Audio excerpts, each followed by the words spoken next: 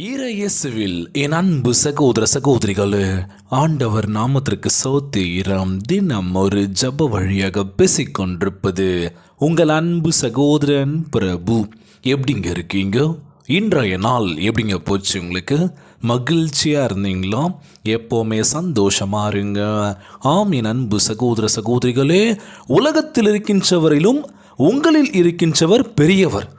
1 யோவான் 4ஆம் அதிகாரம் 4 சொல்லப்பட்ட அழகான வார்த்தைங்க. உலகத்தில் இருக்கின்றவரிலும் உங்களில் இருக்கின்றவர் பெரியவர். இன்றைய நாள் நம் ஆண்டவராகிய இயேசு கிறிஸ்து உலகில் இருக்கின்றவரும் இன்னொருவர் பெரியவராக இருக்கின்றார். உலகத்தில் இருக்கின்ற பிசாசு அவன் திருடவும் கொல்லவும் அழிக்கவும் வந்தான் என்று வேதம் கூறுகின்றது.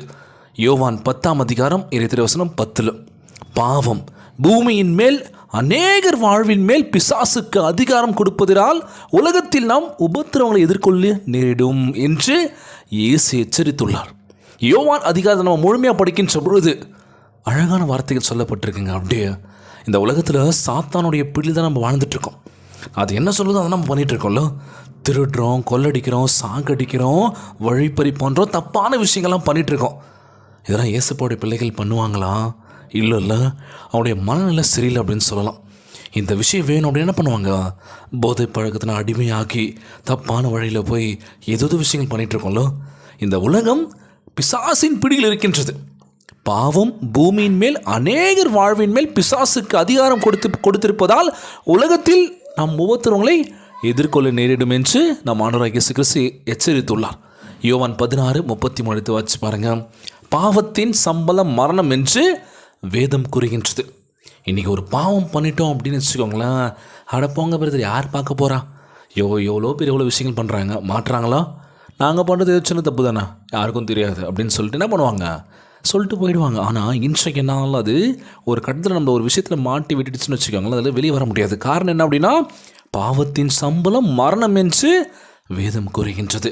ரோமர் 6ஆம் அதிகாரம் 23 சாத்தானின் பிடியில் நம்ம இருக்கோம். இருள் சூழப்பட்டிருக்கு. பயத்தை அழிவை பரப்பி மக்களிடமிருந்து ஆசீர்வாதங்களை பற்றி கொள்கின்றது. இன்றைக்கி நம்ம ஆண்டவரிடத்தில் நம்ம நெருங்கி ஜீவிக்கின்ற பொழுது ஏதோ ஒரு விஷயம் தடுக்குது. ஏசப்பா கிட்ட நெருங்க முடியல, ஏதோ ஒரு விஷயம் தடுத்துக்கிட்டே இருக்குது. காரணம் என்ன அப்படின்னா, சாத்தானுடைய பிடியில் நம்ம இருக்கோம். அதுலேருந்து வெளியே வரணும்னா என்ன பண்ணணும்? உங்கள் உள்ளத்தை திறந்து ஜீவனை தருகின்ற இயேசுவை உள்ளே வரும்படி நம்ம அழைக்கும் போதெல்லாம் நமக்கு ஒரு மாற்றத்தை நம்ம ஆண்டவராகிய இயேசு கிறிஸ்து கொடுக்க போகின்றார்.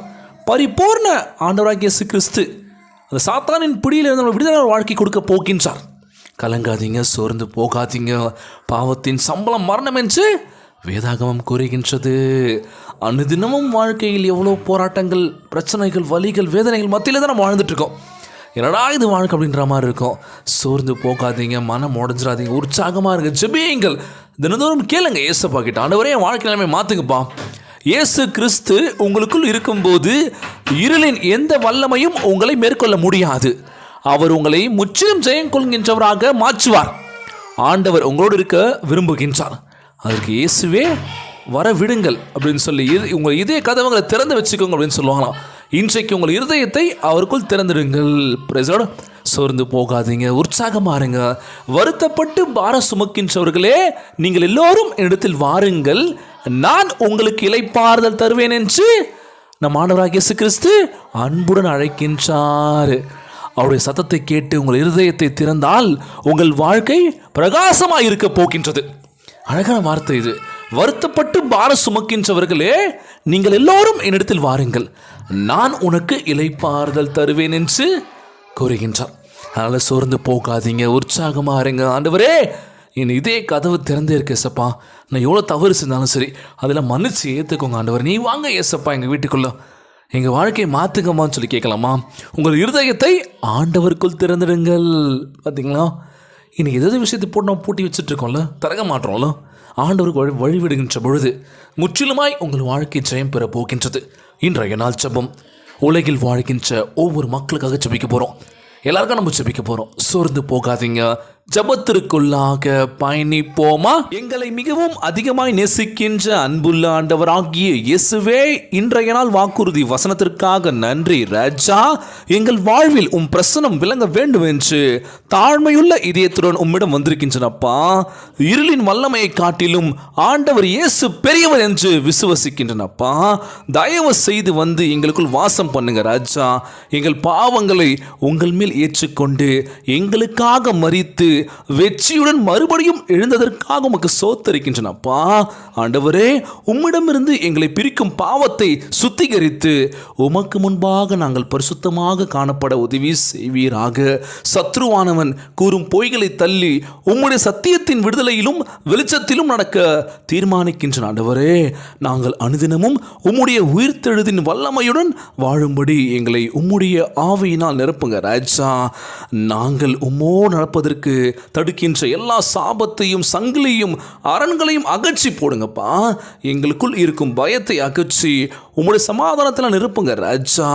நீரே எங்களுக்கு நல்ல தகப்பனா இருப்பீர் ஆண்டவரே. எங்களுக்குள் இருக்கும் சந்தேகங்களை உம்முடைய அன்பு அகற்றுவதாக எங்கள் வாழ்க்கையை உம்மிடம் ஒப்படைக்கின்றனப்பா. நீர் எங்கள் ஆண்டவராக இரட்சகராக அனுகூலமான துணையாக இருப்பீராக. எங்களை முற்றிலும் ஜெயம் கொள்கின்றவராக மாற்றுவதற்காக உம்மை சோத்தரிக்கின்ற ஆண்டவரே. எப்பொழுதும் உம்மையை நம்பி இந்த ஜபத்தை ஏறெடுக்கின்ற ஆண்டவரே. ஜபத்தை கேட்டுக்கொண்டிருக்கின்ற என் அன்பு சகோதர சகோதரிகள், என் அன்பான உறவுகள் எல்லோரையும் பார்த்துக்கோங்கப்பா. யாருக்கும் எந்த கஷ்டங்கள் துன்பங்களை கொடுத்துறாதீங்க ராஜா. நோய் நொடியினால் அவதிப்பட்டு கொண்டிருக்கின்ற ஒவ்வொரு சகோதர சகோதரிகளை உமது கரங்களால் தொடர்ந்து அகற்றி போடுவீராக. உம்மால் கூடாத காரியம் ஒன்றும் இல்லை ஆண்டவர், எல்லாம் கூடும் என்று நம்புகிறேன் இயேசப்பா. எங்கள் வாழ்க்கையை பரிசுத்தப்படுத்துங்க, எங்கள் வாழ்க்கையை மென்மையாக்குங்கப்பா. எங்கள் தொட்டு ஆசீர்வதிப்பீர் என்று இன்றைய நாள் ஜெபம் இயேசுவின் விலையேற பெற்ற நாமத்தினாலே ஜெபிக்கின்றேன் நல்ல பிதாவே, ஆமேன் ஆமேன். இயேசுவுக்கே புகழ், இயேசுவுக்கே நன்றி. மரியே வாழ்க. God bless you all.